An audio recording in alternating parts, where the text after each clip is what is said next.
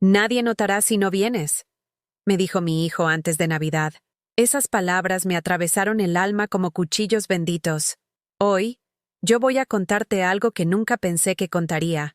Y si tú, por un segundo, sientes que esto te parece familiar, solo te pido que dejes un like y te suscribas, porque esta historia puede ayudar a alguien a acercarse al amor de Dios. Amén. Mi nombre es Clara del Valle, tengo 63 años, y durante los últimos 14 años he vivido sola en esta casa de 2 plantas en el barrio de Coyoacán, Ciudad de México.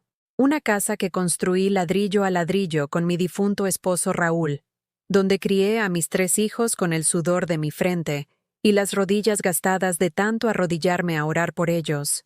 Era la víspera de Navidad del 2023. Como cada año desde que enviudé, había comenzado los preparativos desde el amanecer. El aroma del mole poblano que había estado cocinando durante 2 días llenaba cada rincón de la casa, mezclándose con el olor a cera de las veladoras que había encendido después del rosario matutino. Sobre la mesa del comedor, el mantel blanco bordado por mi madre descansaba esperando a la familia. Ese mismo mantel que había presenciado 14 Navidades de reuniones familiares, bautizos, cumpleaños y tantas celebraciones donde yo era el centro que mantenía a todos unidos. Los romeritos estaban listos, el bacalao esperaba en la cocina, y había horneado suficientes buñuelos como para alimentar a todo el barrio. En el centro de la sala, el árbol de Navidad brillaba con las esferas doradas que había coleccionado durante décadas, cada una con una historia, cada luz con un recuerdo de Navidades pasadas cuando mis hijos eran pequeños, y me abrazaban con los ojos brillantes de ilusión. Tenía puesta mi blusa roja favorita, esa que Hugo me había regalado hace 5 años cuando aún me decía «mamá bonita». Mi rosario de perlas descansaba sobre mi pecho, y entre mis manos temblorosas sostenía el teléfono celular que acababa de vibrar con una llamada entrante. Era Hugo, mi hijo mayor, de 41 años, padre de mis 2 nietas más queridas. «Bueno, mijo», contesté con esa voz suave que había perfeccionado después de años de ser la matriarca que consolaba, que resolvía, que siempre estaba disponible. «¿Mamá?». Su voz sonó distante, fría, como si estuviera leyendo de un guión preparado. «Este año no hace falta que vengas a la cena». El mundo se detuvo. El sonido del mole burbujeando en la estufa se volvió ensordecedor. Las luces del árbol parpadearon como si también hubieran escuchado lo imposible. ¿Cómo que no hace falta? Ya está todo listo, Hugo. El mole, los romeritos, tus buñuelos favoritos.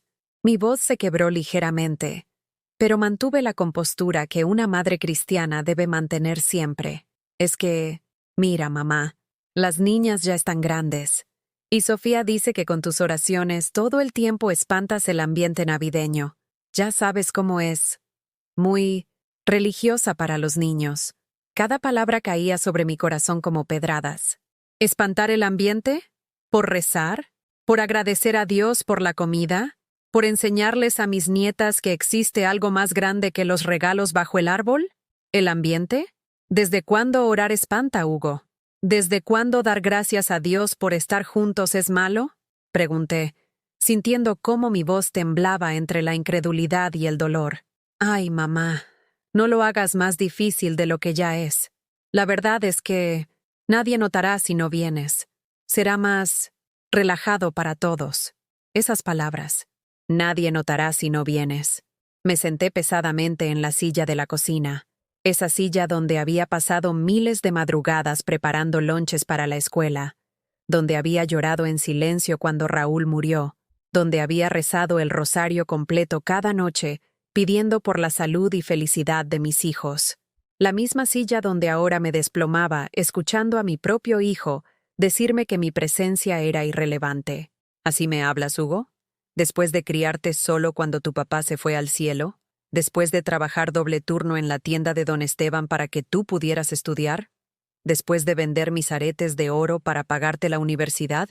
Mamá, no empieces otra vez con lo mismo. No eres la única madre que ha sufrido. Ya estuvo bueno de hacernos sentir culpables por todo lo que hiciste. Nadie te pidió que te sacrificaras tanto. Sus palabras me perforaron más profundo que una lanza. ¿Nadie me pidió que me sacrificara? Un hijo le dice eso a su madre. Un hijo cristiano, bautizado en estas mismas manos, educado con los valores del Evangelio. Pero sí parezco ser la única que lo hizo por nada. Susurré, más para mí misma que para él. El silencio del otro lado de la línea fue ensordecedor. Luego, escuché el sonido que me destrozó por completo. Él suspiró con fastidio, como si esta conversación fuera una molestia más en su agenda navideña. Bueno, mamá, ya está decidido. Que tengas buena noche. Y colgó.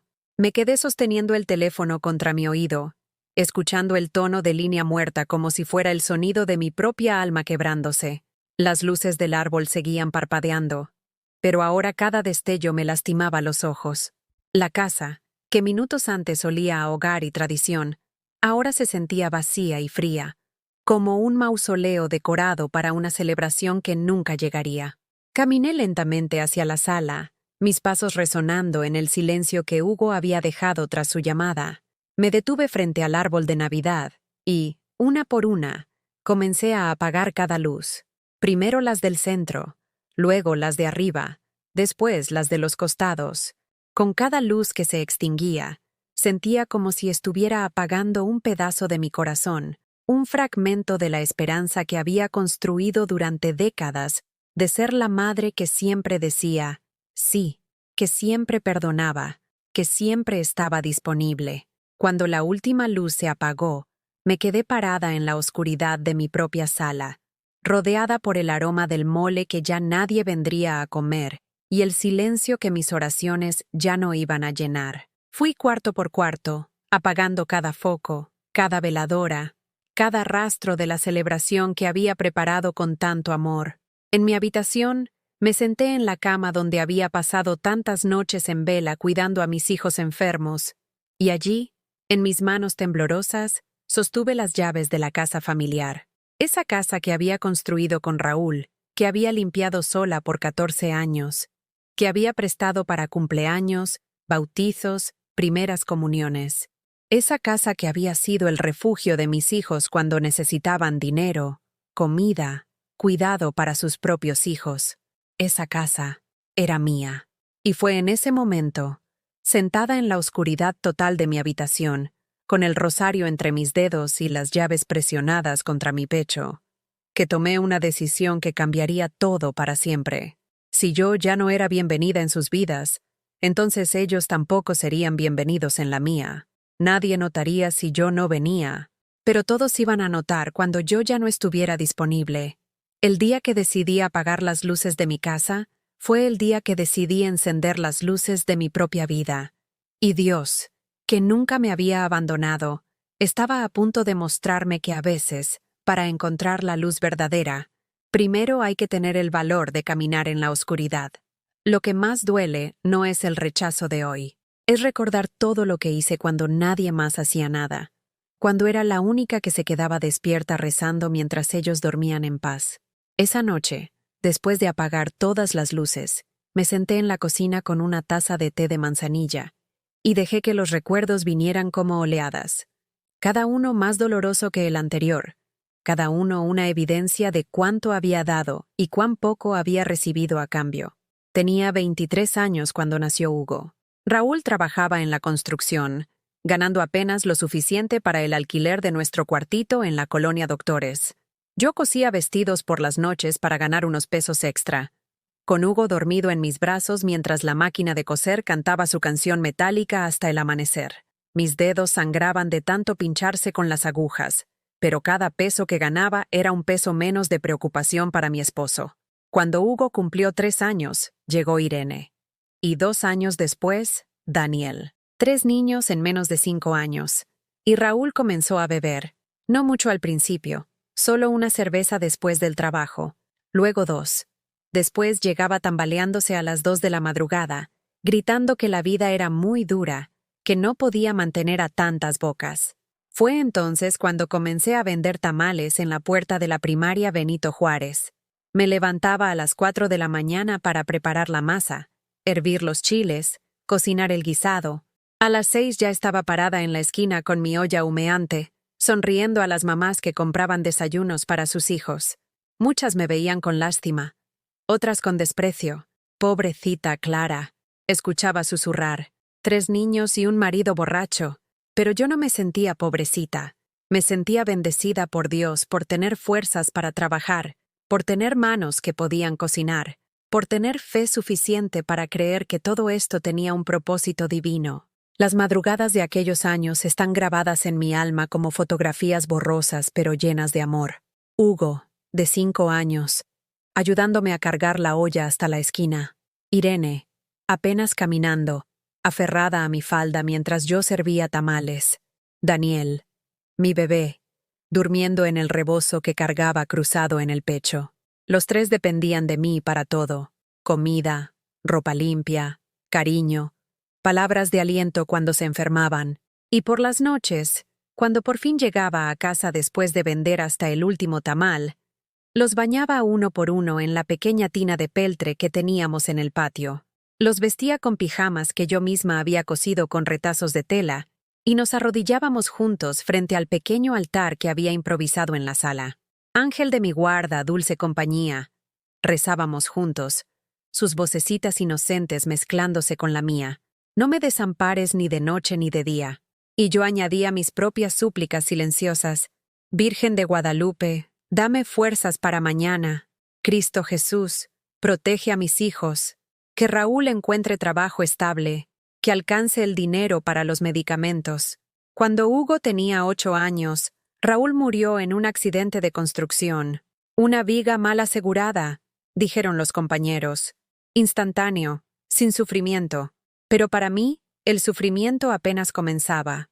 Me quedé sola con 3 niños, sin pensión, sin seguro médico, sin más herencia que una deuda de 2 meses de alquiler y los pocos muebles que habíamos comprado de segunda mano. Esa primera noche de viudez, después del velorio, después de que todos los parientes se fueron prometiendo ayuda que nunca llegó, me arrodillé frente a mi altar improvisado y lloré como nunca había llorado. Pero no lloré por Raúl, que ya estaba en paz. Lloré por el miedo de no ser suficiente para mis hijos, de no poder darles lo que merecían, de fallarles como madre. Dios mío, susurré con la voz quebrada, si me das fuerzas, prometo que estos niños nunca van a saber lo que es la necesidad. Prometo que van a estudiar, que van a ser buenos cristianos, que van a tener oportunidades que yo nunca tuve.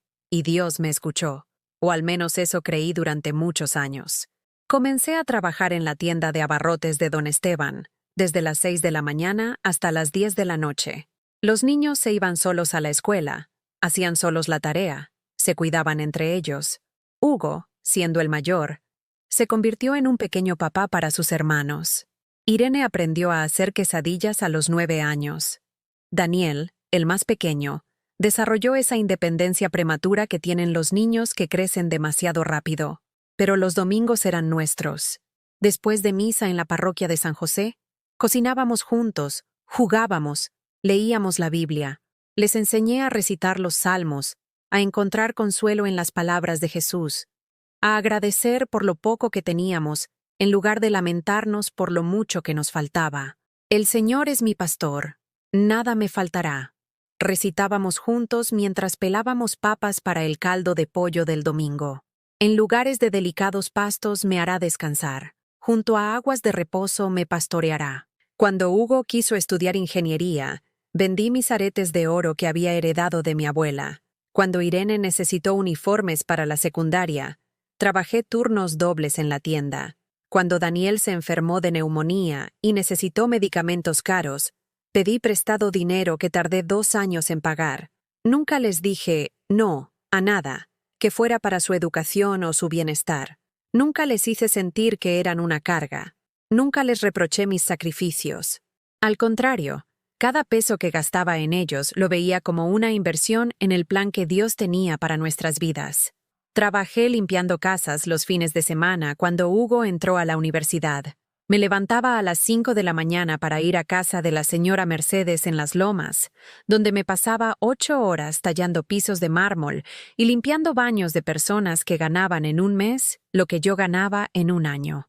Las manos se me llenaron de callos, las rodillas se me hincharon de tanto arrodillarme a trapear, La espalda se me encorvó de cargar cubetas de agua, pero cada dolor físico era una oración ofrecida por el futuro de mis hijos. Este dolor es por Hugo, pensaba mientras tallaba azulejos. Esta humillación es por Irene, me decía cuando la señora Mercedes me regañaba frente a sus amigas. Esto es por Daniel, repetía cuando llegaba a casa tan cansada que apenas podía mantenerme en pie. Los viernes por la noche, cuando finalmente me sentaba en mi cocina con una taza de té y podía quitarme los zapatos baratos que me lastimaban los pies, abría mi Biblia en cualquier página y leía hasta que mis ojos se cerraban de cansancio. Venid a mí todos los que estáis trabajados y cargados, y yo os haré descansar, leía en Mateo.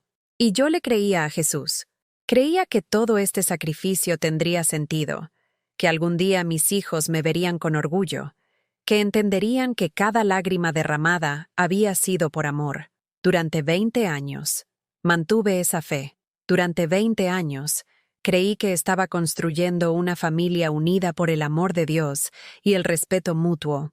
Durante 20 años, pensé que mis hijos llevarían en el corazón la gratitud por todo lo que había hecho por ellos. Pero ahora, sentada en mi cocina a oscuras, con las palabras de Hugo resonando en mis oídos como una maldición, me daba cuenta de que había estado ciega. No había construido una familia. Había criado a 3 desconocidos que veían mis sacrificios como algo que merecían, mis oraciones como algo molesto, mi presencia como algo prescindible. Y por primera vez en mi vida, comencé a preguntarme si Dios realmente me había escuchado todas esas noches, o si había estado rezando en el vacío durante décadas. La taza de té se enfrió en mis manos mientras los recuerdos seguían llegando, cada uno más amargo que el anterior. Cada uno una prueba más de que había dado todo por personas que ahora me decían que nadie notaría si yo no estaba. Los días siguientes a esa llamada navideña se convirtieron en una tortura silenciosa. No era solo el rechazo lo que me dolía, sino darme cuenta de todas las señales que había ignorado durante años, todas las pequeñas crueldades que había justificado como malentendidos o estrés de mis hijos. El 26 de diciembre, mientras guardaba la comida navideña que nadie había venido a comer, recordé mi cumpleaños número 60 el año pasado. Había preparado mi pastel favorito de 3 leches, decorado la mesa con mis mejores platos, comprado refrescos para todos. Esperé desde las 4 de la tarde hasta las 11 de la noche. Nadie llegó. Hugo me mandó un mensaje a las 11:30. «Felicidades, ma. Se nos complicó el día. Te llamamos mañana». Nunca llamaron. Irene me envió una foto por WhatsApp 3 días después. «Feliz cumple atrasado», con un emoji de pastel. Daniel ni siquiera se acordó.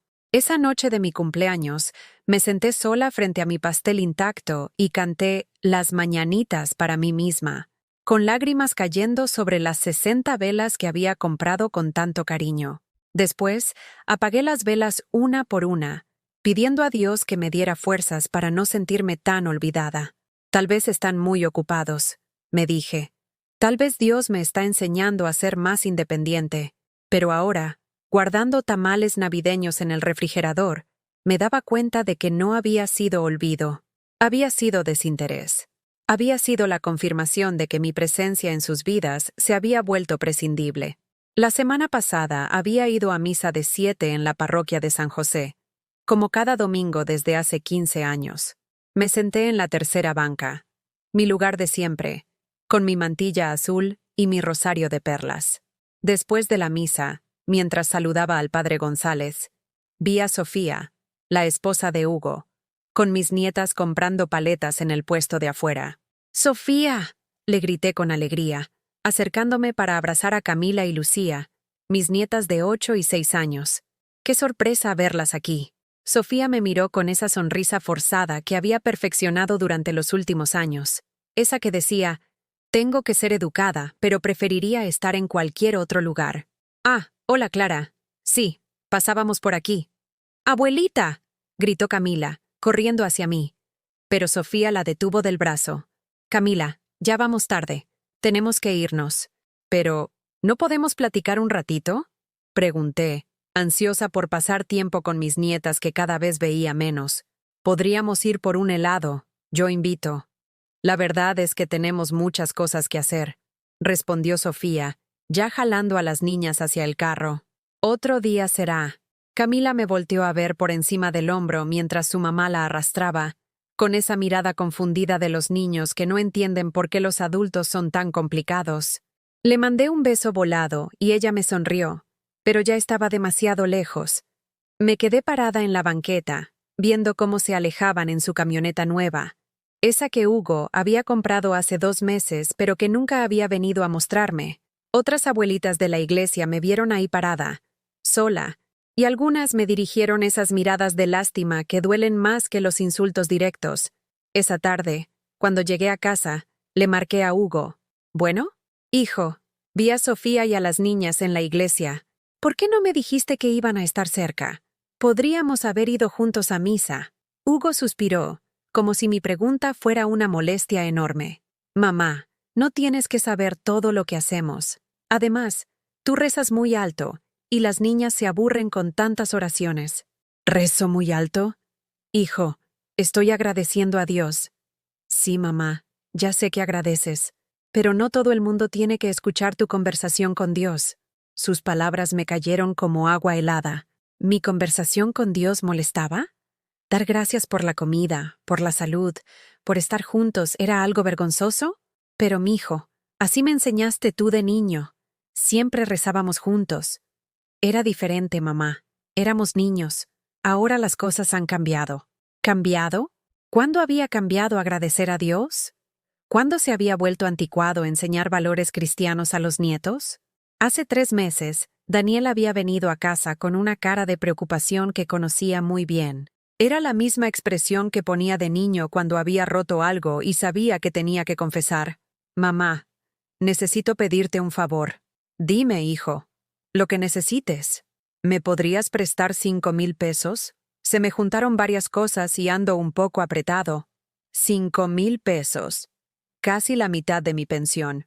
Pero era mi hijo menor, mi bebé, el que había sido más cariñoso cuando era pequeño. «Claro, mijo. ¿Para cuándo los necesitas?» «Si pudieras sacarlos mañana, sería perfecto». Shao. Al día siguiente, fui al banco y retiré el dinero de mis ahorros. Esos que guardaba por si se me presentaba alguna emergencia médica. Se los di sin preguntar para qué los necesitaba, porque una madre confía en sus hijos. Pasaron las semanas y Daniel no mencionaba nada sobre devolverme el dinero. Yo no quería presionarlo, porque entendía que los jóvenes de hoy tienen muchos gastos. Pero cuando cumplieron 2 meses, le hablé. «Hijo, ¿cómo vas con lo del dinero que te presté?» «¿Cuál dinero?» Mi corazón se detuvo. «¿Cómo que cuál dinero?» «Los 5,000 pesos, Daniel. Los que te di hace 2 meses». «Ah, sí. Mamá, ese dinero lo necesitaba para una emergencia real. No era un préstamo, era una ayuda familiar. Tú tienes tu casa, tu pensión. Yo tengo que pagar renta, comida, gasolina. No seas egoísta». «¿Egoísta? ¿Yo era egoísta por pedirle que me devolviera mi propio dinero?» «Pero, hijo, yo también tengo gastos. Los medicamentos, la luz, el gas». «Mamá, ya déjalo. No voy a poder devolverte nada. Si tanto te preocupa el dinero, mejor no me vuelvas a ayudar». Y colgó.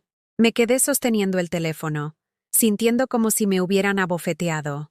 Mi propio hijo me había dicho egoísta por pedirle que me devolviera dinero que era mío, que había ahorrado peso a peso durante meses. Pero lo que más me dolió no fue la pérdida del dinero. Fue la facilidad con la que había tergiversado la situación, convirtiendo mi generosidad en egoísmo, mi necesidad legítima en mezquindad. La semana pasada, Irene me había mandado un mensaje. «Ma, ¿puedes cuidar a los niños el sábado? Andrés y yo tenemos una cena importante de trabajo». «Por supuesto, hija. ¿A qué hora los traes?» «A las 5 de la tarde. Y ojalá ya tengas algo de cenar para ellos, porque van a llegar con hambre». El sábado, preparé nuggets caseros, puré de papa y gelatina de colores que sabía que a mis nietos les encantaba. Arreglé la sala con cojines para que estuviéramos cómodos viendo películas. Compré palomitas y chocolates. Irene llegó corriendo a las 5:30. Dejó a los niños prácticamente en la puerta. «Gracias, ma. Te los vengo a recoger como a las 11. ¿Van a regresar muy tarde?» Es una cena importante, mamá. Andrés puede conseguir un ascenso. A las 11 no llegó. A las 12 tampoco. A la 1 de la mañana le marqué, pero tenía el teléfono apagado. Los niños se quedaron dormidos en mi sala, y yo me quedé despierta toda la noche cuidándolos. Irene llegó hasta las 8 de la mañana del domingo, oliendo a alcohol y maquillaje corrido. Ay, mamá, se nos hizo tardísimo. La cena se convirtió en antro y ya sabes cómo es eso. Irene, me tenías preocupada. No contestabas el teléfono. No seas dramática, mamá. Los niños estaban contigo, que es donde más seguros pueden estar. ¿No les diste de desayunar? ¿Dramática? ¿Por preocuparme cuando no sabía si les había pasado algo? Esa tarde, después de que se fueron, me senté en mi cocina y lloré. No lloré dramáticamente, no grité, no hice berrinches. Lloré en silencio, como había aprendido a hacer durante años, para no molestar a nadie. Me di cuenta de que había criado a 3 personas que me veían como un servicio disponible las 24 horas. Cuando necesitaban dinero, cuando necesitaban niñera, cuando necesitaban un lugar donde llegar en emergencias. Pero nunca cuando querían compañía, nunca cuando querían compartir momentos felices, nunca cuando querían simplemente estar conmigo porque me amaban. Esa noche, me arrodillé frente a mi altar como había hecho durante décadas. Pero por primera vez, no sabía qué decirle a Dios. Las palabras se me atoraban en la garganta. Las oraciones se me volvían quejas. Señor, susurré finalmente, no entiendo qué estoy haciendo mal. He criado a mis hijos con amor, con valores cristianos, con sacrificio. Les he enseñado a orar, a agradecer, a ser buenos, pero me tratan como si fuera un estorbo. El silencio de mi casa era tan profundo que podía escuchar mi propio corazón latiendo. ¿Dónde estás, Dios? ¿Por qué permites que me siento tan sola? ¿Por qué mis propios hijos me hacen sentir que sobro en sus vidas? No llegó respuesta, solo el silencio. Ese silencio que había comenzado a volverse mi compañero más fiel en los últimos meses. Me levanté de mis rodillas doloridas y me vi en el espejo del pasillo. Una mujer de 63 años, con canas que había comenzado a teñir para verse mejor para los nietos, con arrugas que se habían profundizado durante años de preocupaciones que no eran mías, con ojos que habían llorado más lágrimas de las que cualquier madre debería derramar, y por primera vez en mi vida, me pregunté si todo este dolor tenía algún propósito divino, o si simplemente había sido una tonta durante décadas. La respuesta llegaría pronto, pero no de la forma que yo esperaba.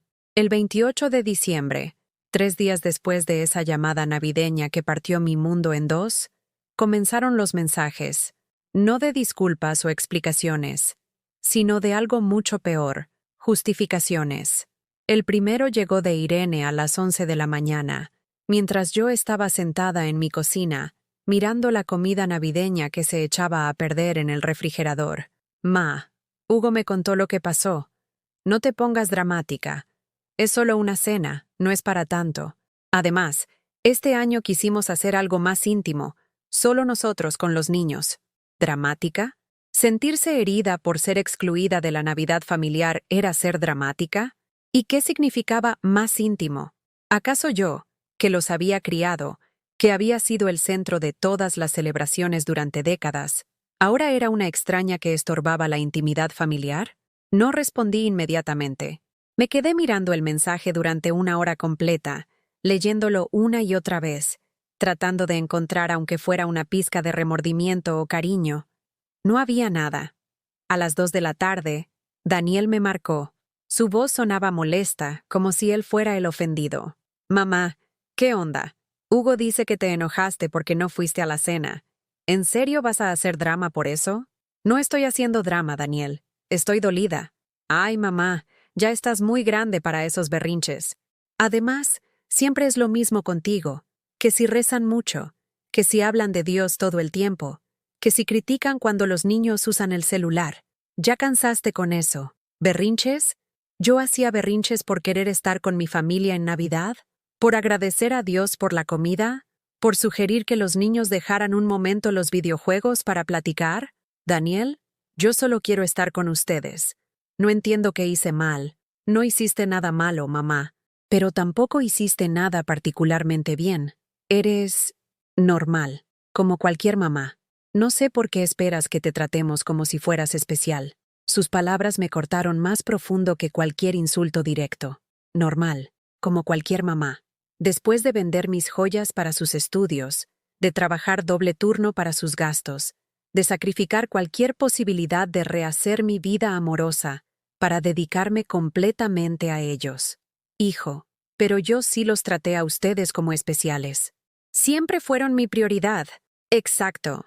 Ese es el problema. Fuimos tu única prioridad y eso nos agobiaba, siempre sintiéndonos culpables de que no tuvieras vida propia. ¿Sabes lo pesado que es crecer sabiendo que tu mamá se sacrificó todo por ti? Me quedé sin palabras. Mi amor incondicional había sido una carga para ellos. Mi dedicación había sido agobiante. ¿Debería haberlos abandonado para que se sintieran menos culpables? Entonces, ¿qué querían que hiciera? ¿Que los abandonara? Queríamos que fueras una persona normal, con amigos, con pareja, con vida propia, no una mártir que nos hiciera sentir mal por existir. Colgó antes de que pudiera responder. Me quedé sentada en el sofá de la sala, ese mismo sofá donde había cuidado a mis 3 hijos cuando tenían fiebre, donde les había leído cuentos todas las noches, donde había rezado el rosario con ellos durante años. Ahora ese sofá se sentía como un trono vacío en un reino que ya no me pertenecía. Al día siguiente, Hugo llegó a mi casa sin avisar. No había venido en meses, y su presencia repentina me llenó de una esperanza que ahora me avergüenza recordar. Pensé que venía a disculparse, a explicarme que todo había sido un malentendido. «Mamá, tenemos que hablar», dijo sin siquiera saludarme propiamente. «Claro, hijo. ¿Quieres un café? ¿Agua de Jamaica?» «No quiero nada. Solo vine a aclarar las cosas». Se sentó en el sillón individual, el que había sido de su papá, manteniendo distancia física que reflejaba la distancia emocional que había construido entre nosotros. «Mira, mamá, lo que pasó en Navidad no fue personal. Simplemente decidimos que necesitábamos un cambio. Las cenas familiares se habían vuelto pesadas». ¿Pesadas? Sí. Con tus constantes preguntas sobre la iglesia, sobre si los niños rezan, sobre por qué Sofía no va a misa, con tus comentarios sobre la comida chatarra que comen las niñas, con tus indirectas sobre que no visitamos lo suficiente. Cada palabra era como una bofetada. ¿Preocuparme por la educación espiritual de mis nietas era pesado? ¿Querer que comieran saludable era molesto? ¿Extrañar a mi familia era manipulativo? Hugo, yo solo me preocupo por ustedes. Exacto, te preocupas demasiado. Siempre has sido así. Desde que éramos niños, todo tenía que ser perfecto según tus estándares. Todo tenía que tener un significado religioso. No podíamos ser niños normales. Pero les enseñé valores cristianos. Les enseñé a agradecer. Nos enseñaste a sentirnos culpables por todo, mamá. Por comer sin rezar. Por no ir a misa. Por no llamarte lo suficiente. Por tener vida propia. Me levanté del sofá. Caminé hacia la ventana. Afuera, los vecinos decoraban sus casas con luces navideñas, familias enteras trabajando juntas, riéndose, compartiendo. Todo lo que yo había soñado tener y que acababa de descubrir que nunca había tenido realmente. ¿Tanto los lastimé? Pregunté sin voltear a verlo. No nos lastimaste, mamá, pero tampoco nos diste la libertad de ser nosotros mismos. Todo tenía que ser a tu manera, con tus tradiciones, con tus oraciones, con tus expectativas. Me volteé para mirarlo. Mi hijo mayor, el niño que había cargado en brazos durante noches enteras cuando tenía cólicos, el que había llorado en mis faldas cuando se lastimaba, el que me había dicho «te amo, mami» miles de veces. ¿Y qué quieren que haga ahora, Hugo? ¿Que desaparezca para que puedan ser felices? Queremos que entiendas que ya no somos niños, que tenemos nuestras propias familias, nuestras propias tradiciones, nuestras propias creencias, y que eso no significa que no te amemos. Pero me excluyeron de Navidad. Te dimos un respiro de ser la anfitriona perfecta que siempre tiene que estar pendiente de todo el mundo. Su lógica retorcida me dejó sin palabras. Habían convertido mi exclusión en un favor, mi dolor en una bendición disfrazada. Hugo, yo solo quería pasar Navidad con mi familia. Y nosotros queríamos pasar Navidad sin presión, sin juicios, sin tener que cuidar nuestras palabras para no ofender tus sensibilidades religiosas. ¿Mis sensibilidades religiosas? Sí, mamá. No todo el mundo tiene que vivir según tu interpretación del cristianismo. No todo el mundo tiene que rezar antes de cada comida. No todo el mundo tiene que ir a misa todos los domingos. Pero yo nunca les exigí que fueran a misa. No con palabras, pero con tus suspiros cuando decíamos que no íbamos. Con tus comentarios sobre otras familias que sí van. Con tus regalos de Biblias y rosarios en cada cumpleaños. Me senté de nuevo, sintiéndome súbitamente agotada. ¿Todo lo que había hecho por amor había sido interpretado como manipulación? ¿Mis regalos espirituales habían sido cargas? ¿Mis tradiciones habían sido imposiciones? Entonces, ¿qué lugar tengo yo en sus vidas? Hugo suspiró, como si mi pregunta fuera una molestia enorme. El lugar que tengas que ganar, mamá, como cualquier persona. Ya no puedes esperar que te respetemos solo por ser nuestra madre. Tienes que respetarnos primero como personas independientes. ¿Ganar mi lugar? ¿Con mis propios hijos? ¿Con las personas en que nos convertimos? Sí. En ese momento, algo se rompió irreparablemente dentro de mí. No fue mi corazón, porque eso ya estaba roto desde la llamada navideña. Fue mi fe en la maternidad como algo sagrado. Mi creencia en los lazos familiares como algo inquebrantable. Hugo, yo di mi vida entera por ustedes. Nadie te pidió que lo hicieras, mamá. Esa fue tu decisión. Se levantó del sillón. Se dirigió hacia la puerta. Antes de salir, se volteó una última vez. Piénsalo, mamá. Si realmente nos amas, vas a querer que seamos felices a nuestra manera, no a la tuya. Después de que se fue, me quedé sentada en mi sala durante horas. No lloré, no grité, no llamé a nadie.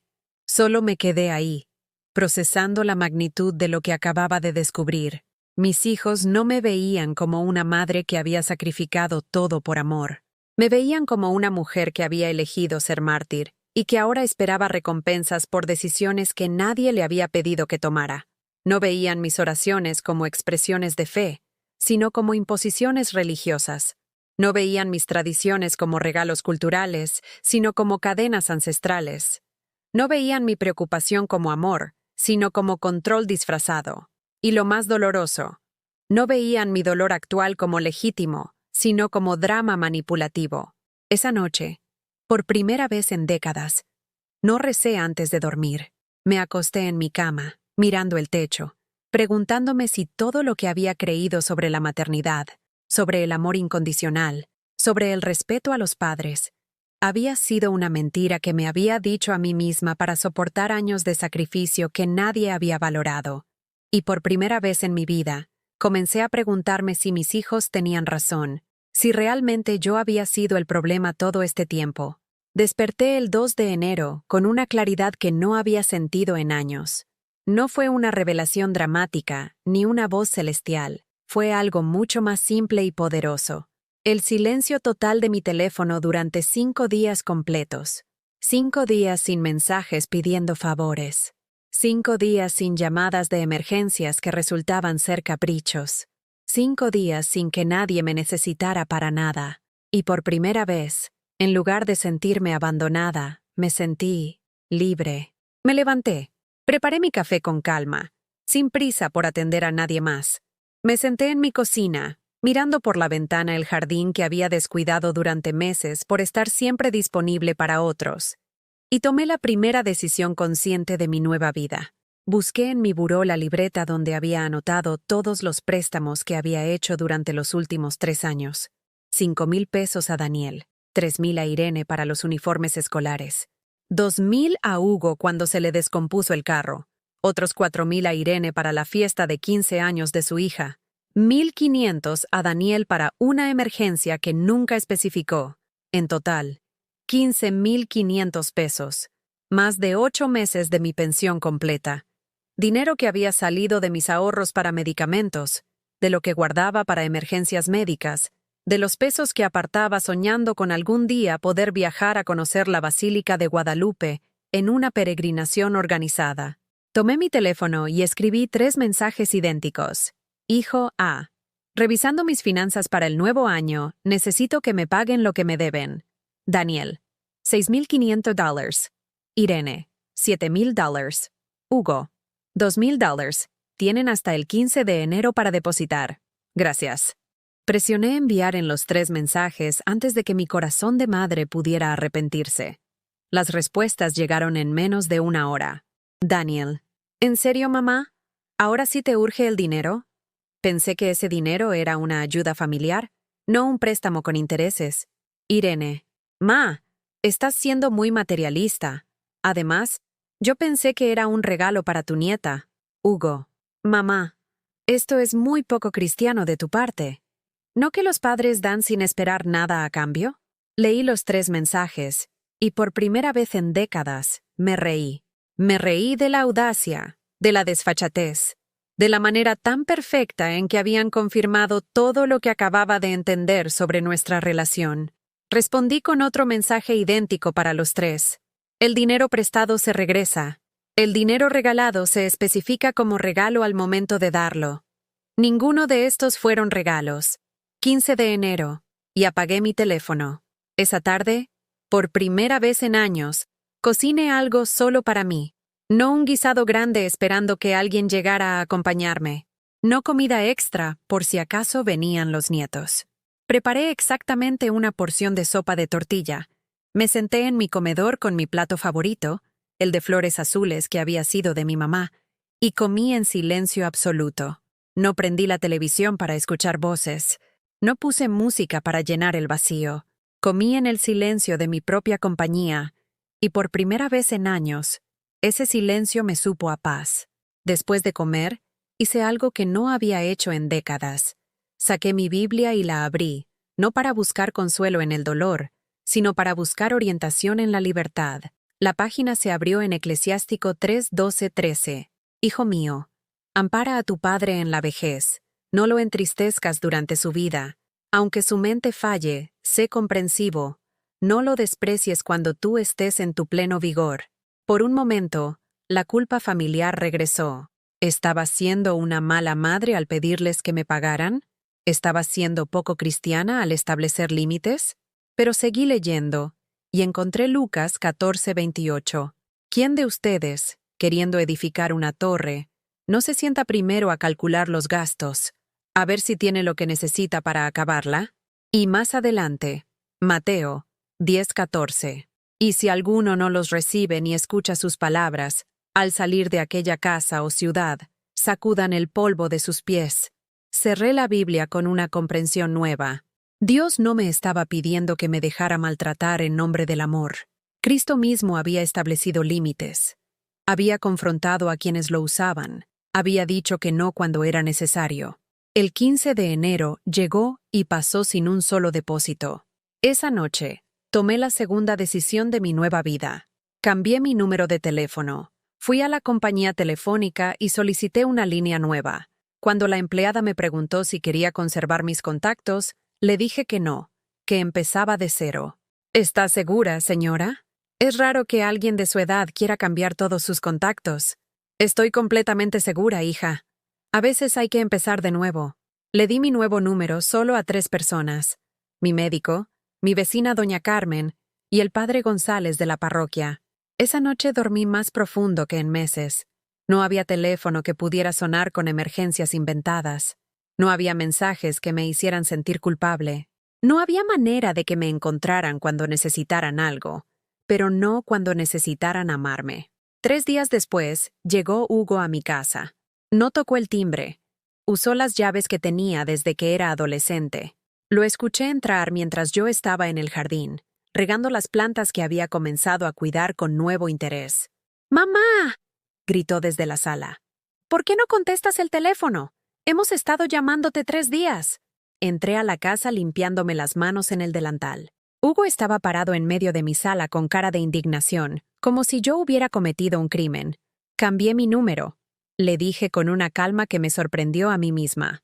¿Por qué? ¿Estás bien? Pensamos que te había pasado algo. Estoy perfectamente bien. Mejor que nunca, de hecho.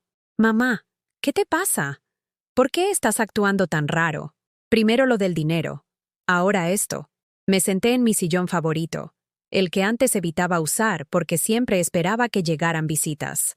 Ahora lo ocupé completamente, como la dueña de mi propia casa que por fin recordaba ser. No estoy actuando raro, Hugo. Estoy actuando diferente. ¿Y puedes explicarme cuál es la diferencia? La diferencia es que raro sería seguir haciendo lo mismo esperando resultados diferentes. Diferente es tomar decisiones conscientes para cambiar lo que no me sirve.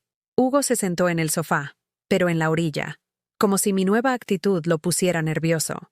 Mamá, si esto es por lo de Navidad, ya te explicamos que no fue personal. Hugo, esto no es por Navidad. Navidad fue solo la gota que derramó el vaso. Esto es por 15 años de sentirme usada, ignorada y tomada por garantizada. Pero tú eres nuestra mamá. Se supone que debemos poder contar contigo. Y yo soy una persona. Se supone que ustedes deberían poder amarme sin necesitarme. Se quedó callado por primera vez en su vida cuando conversaba conmigo. El silencio se extendió entre nosotros como un territorio nuevo que ninguno de los dos sabía cómo navegar. «¿Entonces qué quieres de nosotros?», preguntó finalmente. «Quiero respeto. Quiero que me paguen lo que me deben. Quiero que me inviten a cosas porque quieren mi compañía, no porque necesitan mis servicios. Y quiero que entiendan que decir no me convierte en mala madre, pero siempre has estado disponible para nosotros. Y eso no estaba mal. Lo que estaba mal era que ustedes asumieran que esa disponibilidad era su derecho en lugar de mi regalo». Hugo se levantó del sofá, caminó hacia la ventana, regresó. Sus movimientos nerviosos me confirmaron que mi nueva posición lo desconcertaba por completo. ¿Y si no estamos de acuerdo con estos cambios? Entonces tendrán que aprender a vivir sin mí, como yo estoy aprendiendo a vivir sin ustedes. ¿Nos estás corriendo de tu vida? Les estoy dando la libertad que tanto querían. La libertad de ser felices a su manera, sin mi interferencia religiosa, sin mis expectativas, sin mis servicios. Pero eso no significa que no queramos verte. Hugo, pueden verme cuando quieran, pero van a tener que llamar antes, porque ya no voy a estar esperándolos. Van a tener que invitarme, porque ya no voy a suplicar por invitaciones. Y van a tener que tratarme como a una persona que merece respeto, porque ya no voy a aceptar ser tratada como empleada doméstica familiar. Se fue sin decir adiós, cerrando la puerta con más fuerza de la necesaria. Esa noche, preparé mi cena favorita, chiles en nogada. Los hice con la receta de mi abuela, tomándome todo el tiempo del mundo para picar, freír, preparar la nogada. Los serví en mi plato más elegante, prendí una vela en la mesa y cené como si fuera mi propia invitada de honor. Y por primera vez en años, la comida me supo exactamente como debía saber, a libertad. Antes de dormir, abrí mi Biblia en una página al azar. Cayó en Isaías 43, 18, 19. No recuerden las cosas pasadas ni consideren las cosas antiguas. He aquí, yo hago algo nuevo. Ahora acontece. ¿No lo perciben? Abriré camino en el desierto y ríos en la tierra baldía. Sonreí. Dios me estaba confirmando lo que mi corazón ya sabía. Era tiempo de hacer algo nuevo. Era tiempo de construir una vida que fuera mía, finalmente mía. El sábado 20 de enero, a las 3 de la tarde, llegaron todos. Hugo, Irene, Daniel, con sus respectivas parejas y todos mis nietos. Una caravana de 3 carros se estacionó frente a mi casa como si fuera una intervención familiar coordinada. Los vi desde la ventana de mi habitación. Hugo hablaba por teléfono, gesticulando nerviosamente. Irene revisaba su maquillaje en el espejo retrovisor. Daniel fumaba un cigarro con movimientos ansiosos. Sus parejas mantenían a los niños entretenidos mientras esperaban órdenes de batalla. No era una visita familiar, era una operación militar. Esperé a que tocaran el timbre. Cuando lo hicieron, me tomé mi tiempo para llegar a la puerta. Me había vestido con mi mejor blusa azul, la que usaba para misa de domingo, y llevaba mi rosario colgado al cuello. Si iban a juzgarme, al menos lo harían viendo a la mujer cristiana que realmente era, no a la mártir desesperada que había creído ser. «Hola», dije simplemente, abriendo solo hasta donde la cadena de seguridad me permitía. «Mamá, abre la puerta», dijo Hugo con esa voz de autoridad que había desarrollado en su trabajo. «Tenemos que hablar». Pueden hablar desde ahí. Los escucho perfectamente.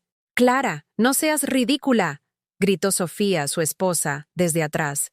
Somos tu familia. Abre la puerta. Era la primera vez en años que Sofía me hablaba directamente, y lo hacía para gritarme. ¡Qué interesante!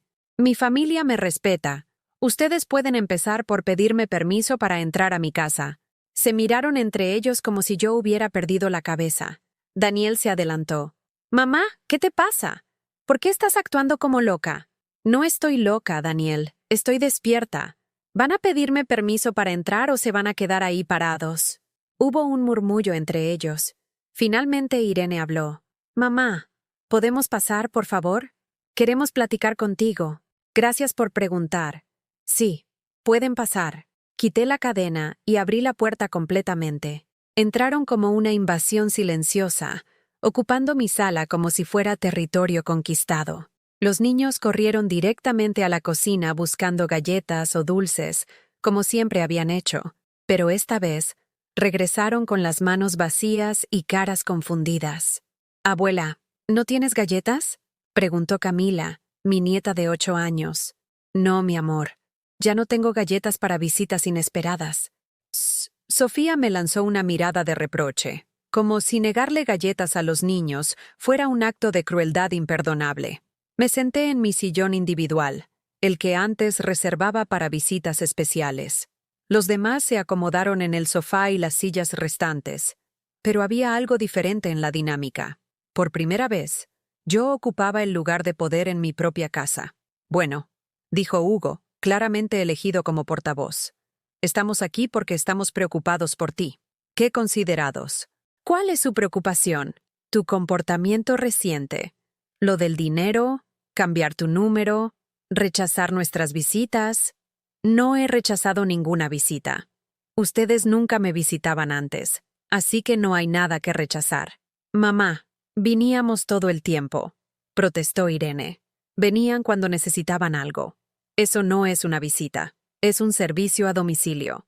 Daniel se levantó del sofá. Caminó hacia la ventana como había hecho Hugo días antes. Parecía que caminar era su estrategia familiar cuando no sabían qué argumentar. Mamá, no entiendo por qué estás siendo tan hostil. Somos tu familia. ¿Y qué significa eso exactamente? ¿Que por ser mi familia pueden tratarme como se les dé la gana? Significa que deberías amarnos incondicionalmente, dijo Sofía desde el sofá, cargando a mi nieta menor en sus piernas como escudo emocional. El amor incondicional no significa respeto incondicional, respondí. Yo los amo, pero ya no voy a tolerar que me falten al respeto.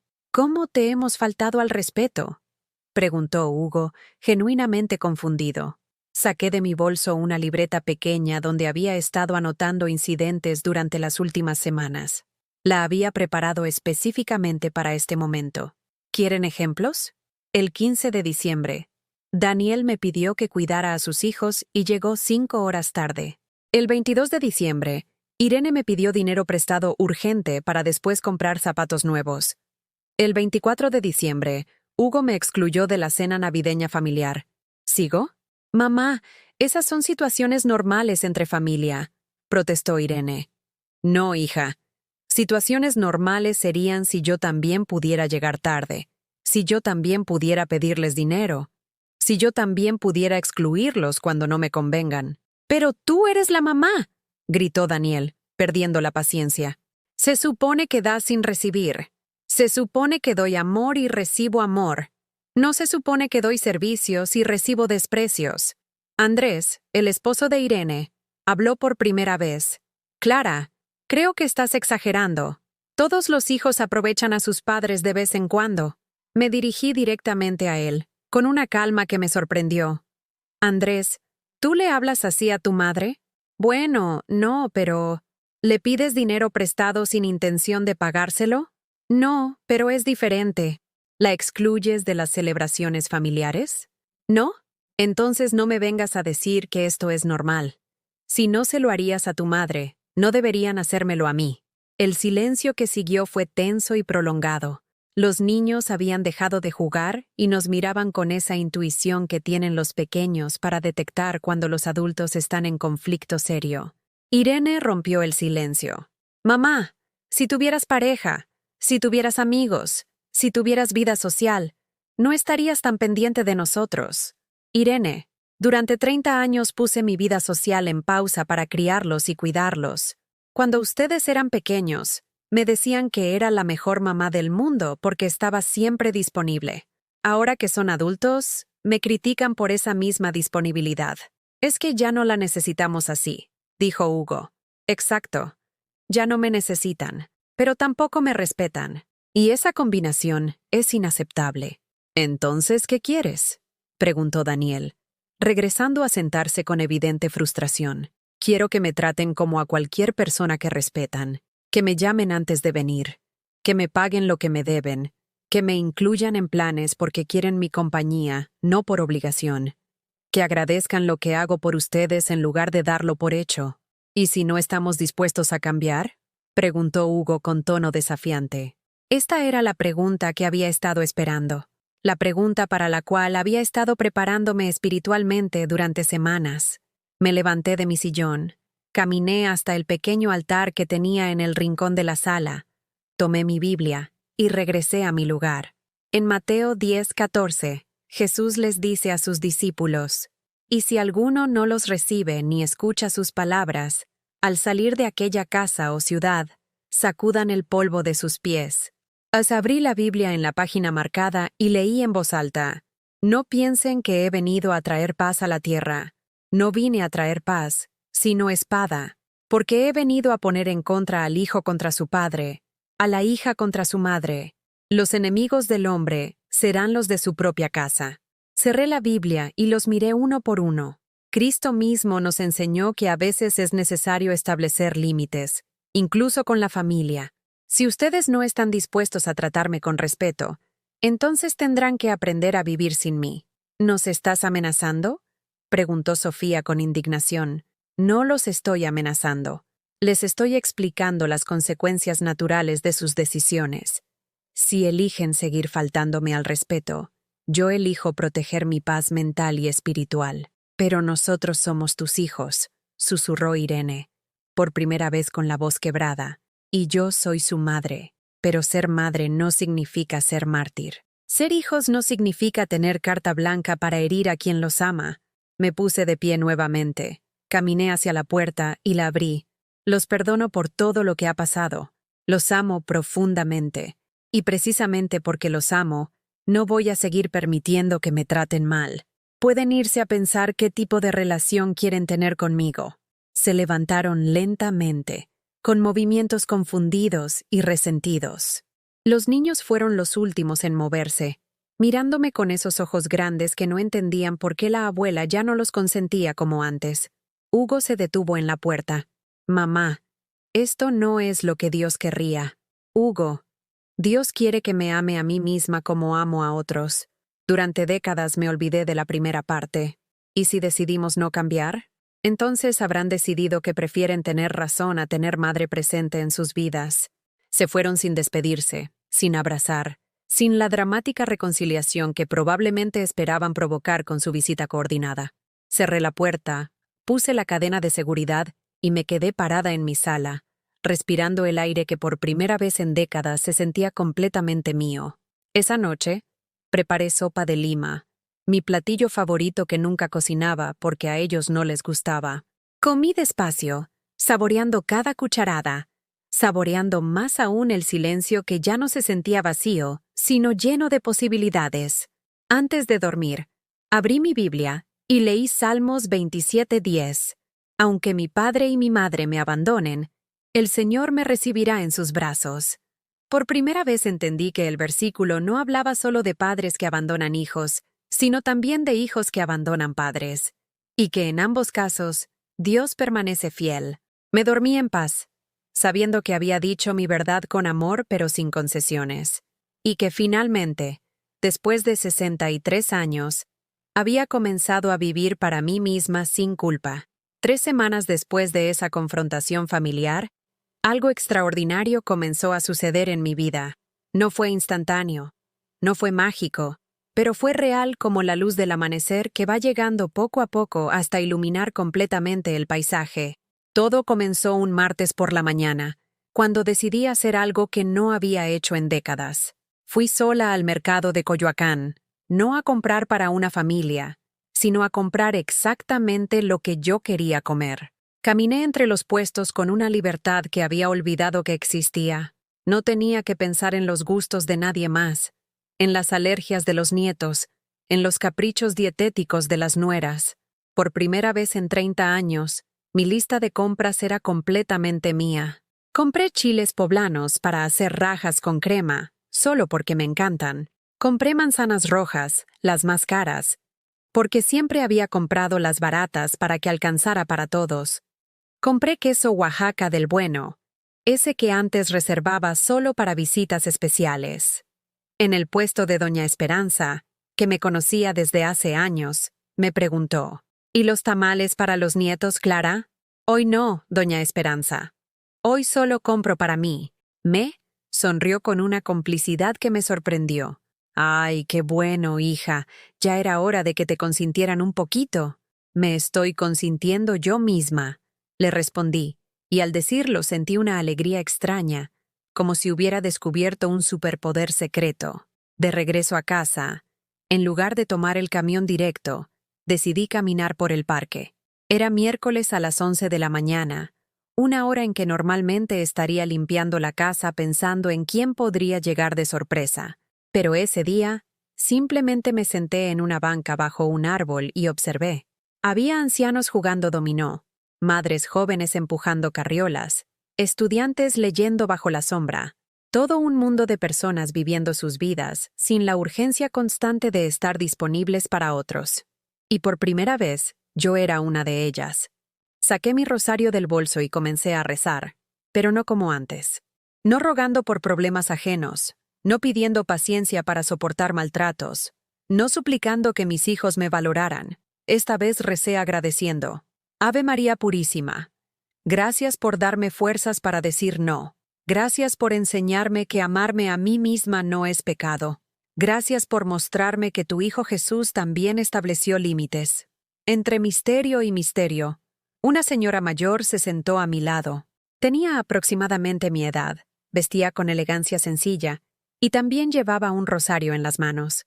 ¿Puedo acompañarla?, me preguntó con una sonrisa genuina. Por supuesto. Rezamos juntas el resto del rosario en silencio. Cuando terminamos, me tendió la mano. Soy Beatriz Hernández. Vengo aquí todos los miércoles a las 11. Clara del Valle. Hoy es mi primera vez. ¿Primera vez en el parque o primera vez rezando para usted misma? Su pregunta me desconcertó por su precisión. ¿Cómo sabe que? Porque yo también pasé por eso. Cuando mis hijos me dijeron que ya no era necesaria en sus vidas, tardé meses en entender que Dios me estaba regalando la oportunidad de descubrir quién era yo más allá de ser mamá. Hablamos durante 2 horas. Beatriz había sido viuda desde los 50, había criado 4 hijos sola, y había vivido exactamente el mismo proceso de desvalorización familiar que yo estaba viviendo. La diferencia, me dijo, es que cuando descubres que puedes vivir sin que te necesiten, también descubres que puedes elegir quién merece tu tiempo y tu amor. Me contó sobre un grupo de mujeres de la iglesia de Santa Catarina que se reunían todos los viernes para estudiar la Biblia, no desde la perspectiva del sufrimiento, sino desde la perspectiva del empoderamiento femenino cristiano. Estudiamos mujeres como Débora, que fue jueza en Israel, como Esther, que tuvo valor para confrontar al rey, como la mujer samaritana, que no se dejó menospreciar por Jesús, sino que le respondió con inteligencia. El viernes siguiente, por primera vez en años, me arreglé para salir no para complacer a nadie, sino porque quería verme bien para mí misma. Me puse mi vestido azul favorito, me maquillé ligeramente, me peiné con cuidado. El grupo se reunía en un salón pequeño detrás de la iglesia. Éramos 12 mujeres, todas mayores de 50, todas con historias similares de hijos ingratos, esposos ausentes, o familias que las habían relegado a roles de servicio.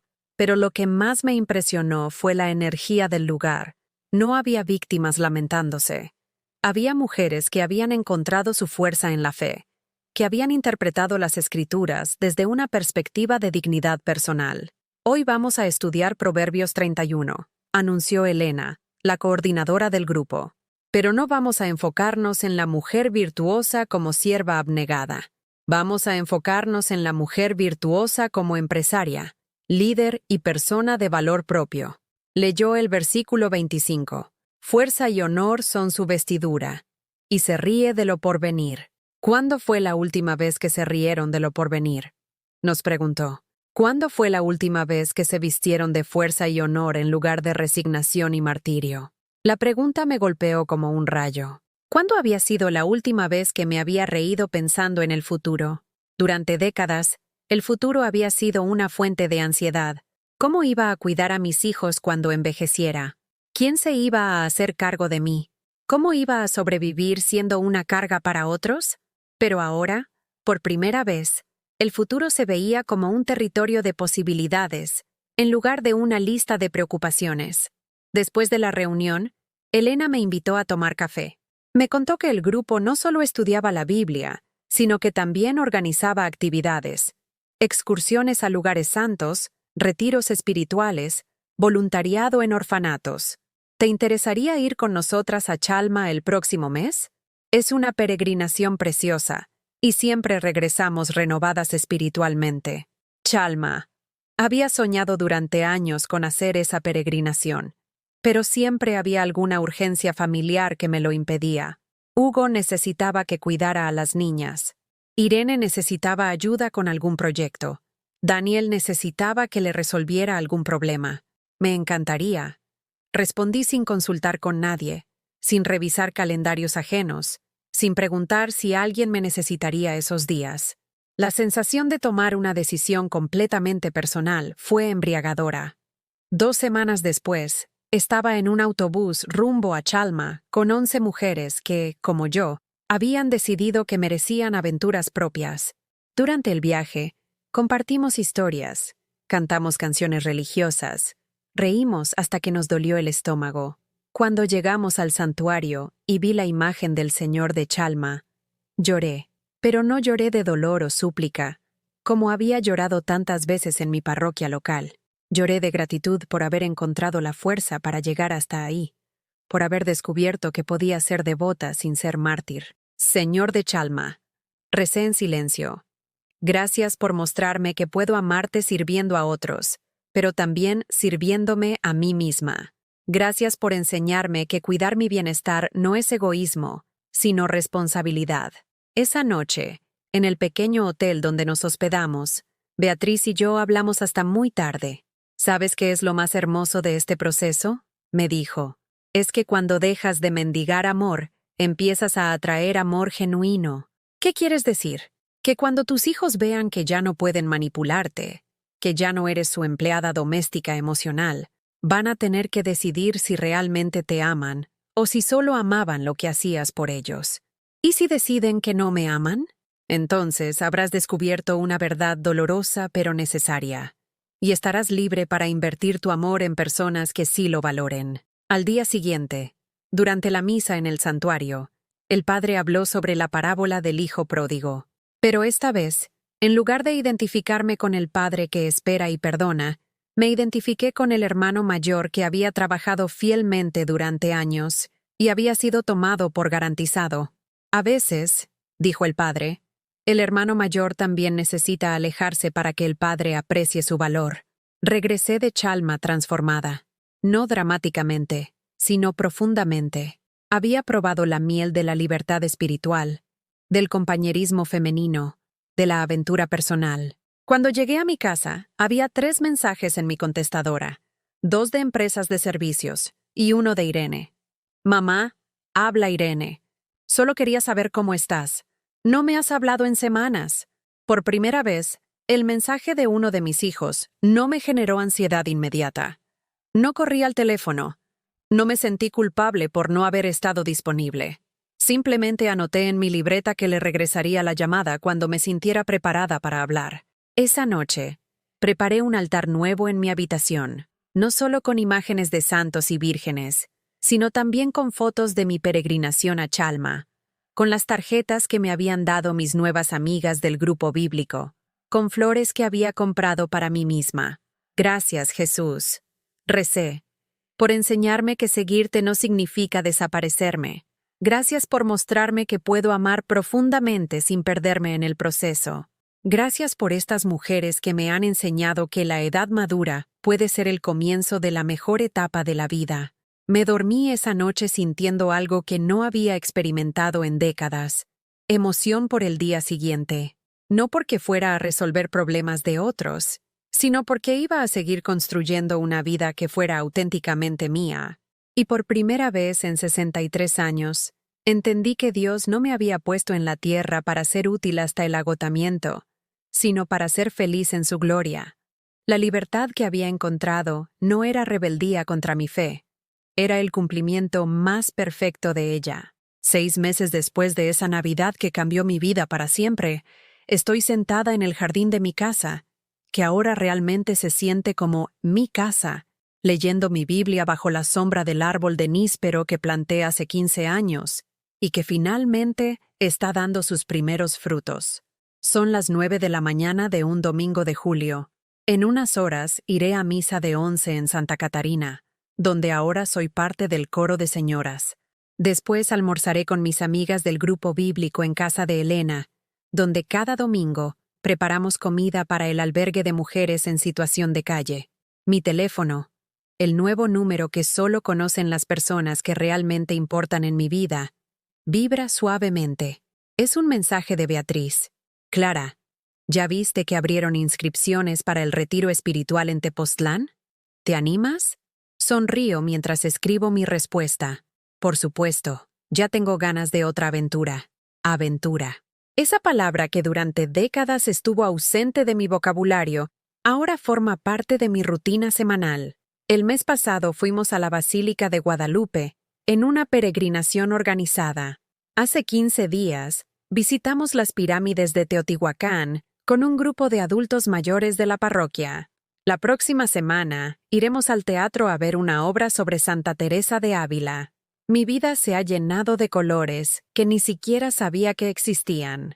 El jardín que estaba descuidado ahora florece con bugambilias moradas, rosas rojas y hierbas aromáticas que uso para cocinar. Cada planta que siembro es un acto de fe en mi propio futuro. Una declaración de que tengo derecho a crear belleza para mí misma. Hace 3 meses, finalmente me animé a tomar clases de costura en el centro comunitario. Ahora confecciono mis propios vestidos, diseños que me gustan a mí, colores que me favorecen, tallas que me quedan perfectas. Ayer terminé un vestido verde esmeralda que me hace sentir como una reina cuando me lo pongo. Mi economía, por primera vez en décadas, está completamente bajo mi control. Sin préstamos familiares que no se devuelven, sin gastos inesperados para emergencias ajenas, he logrado ahorrar lo suficiente para planear un viaje a España el próximo año, para conocer el Camino de Santiago. Pero lo más hermoso de estos meses no ha sido lo que he ganado, sino lo que he perdido.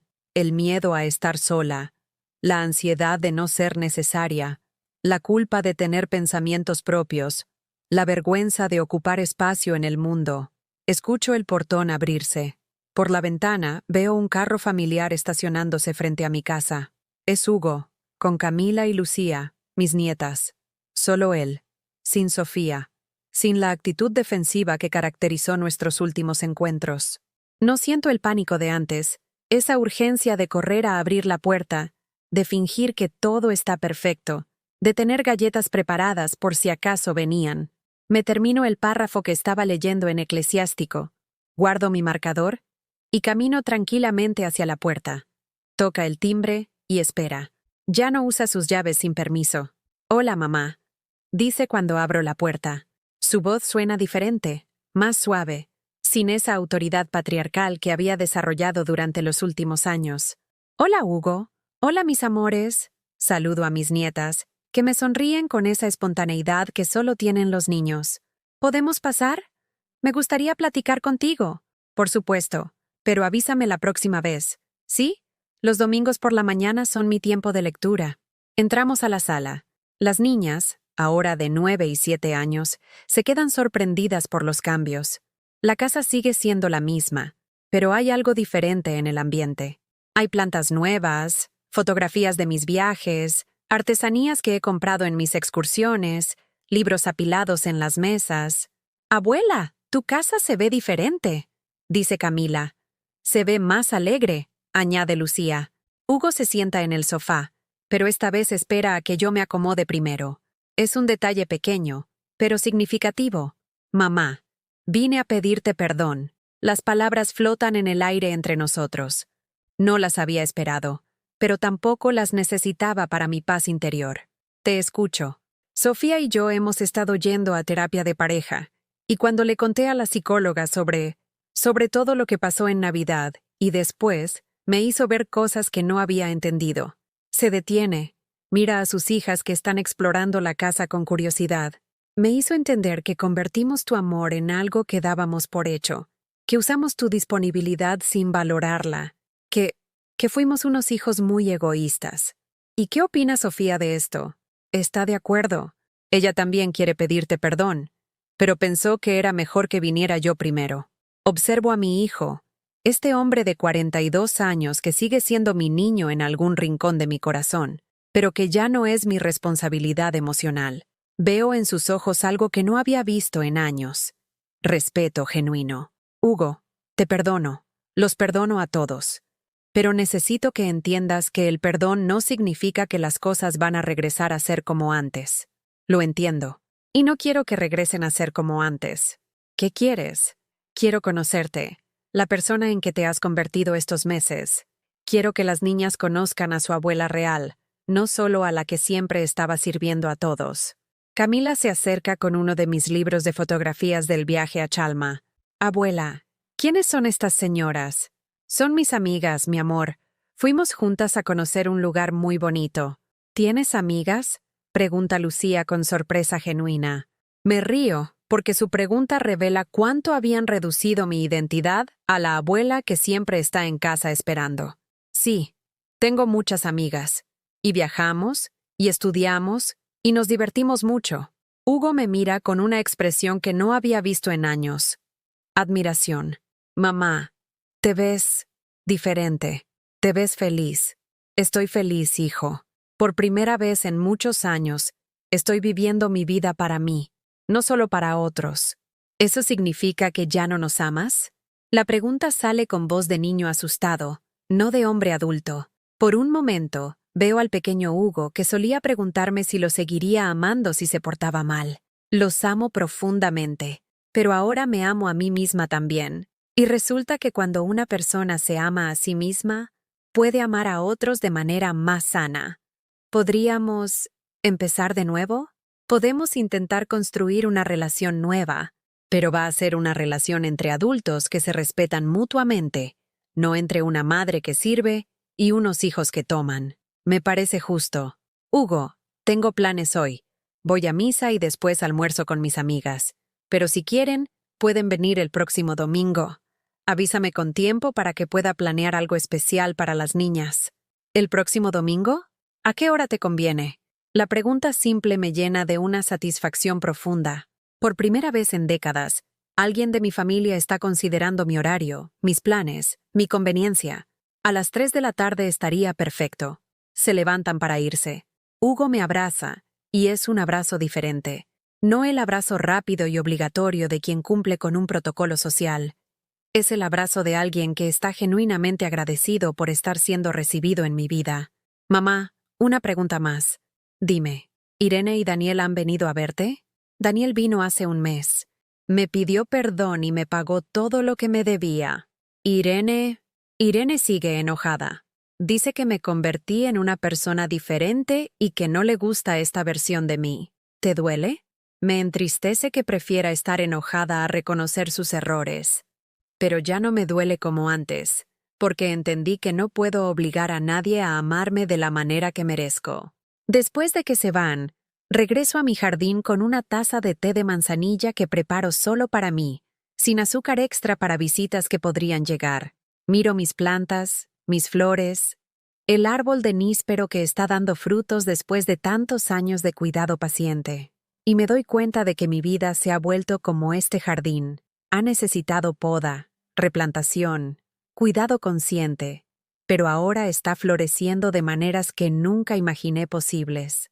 El sol de la tarde filtra entre las hojas, creando patrones de luz y sombra en el suelo. En unas horas llamaré a Beatriz para contarle sobre la visita de Hugo. Mañana iré a mi clase de costura. El miércoles tengo cita con el médico, no por una emergencia, sino por mi revisión preventiva anual. El viernes tenemos reunión del grupo bíblico.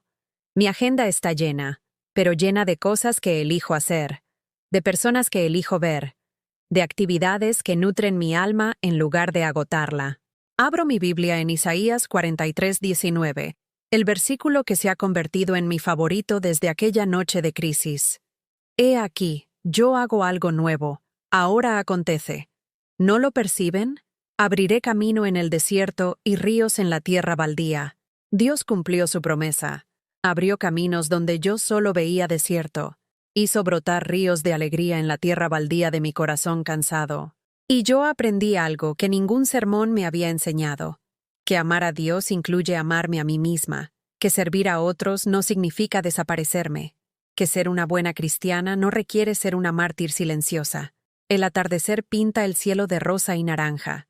Me levanto para ir a prepararme para la misa de la tarde, donde cantaré con mi coro de señoras valientes que, como yo, descubrieron que la fe verdadera a veces requiere el valor de decir no a quienes nos lastiman y sí a la vida que Dios nos regaló. Camino hacia mi casa, hacia mi vida, hacia mi futuro, con pasos ligeros y corazón libre. Y por primera vez en 63 años, cuando pienso en mañana, me río de lo porvenir. ¿Has vivido tú? ¿O conoces a alguien que haya pasado por algo así? ¿Cómo la fe los ayudó a encontrar su valor propio? Te invito a que compartas tu experiencia en los comentarios. Y si esta historia te tocó el corazón, deja tu like y suscríbete al canal, para que este mensaje llegue a alguien que necesite escucharlo. Que Dios bendiga a todos los que han pasado por algo así. En el nombre de Jesús. Amén.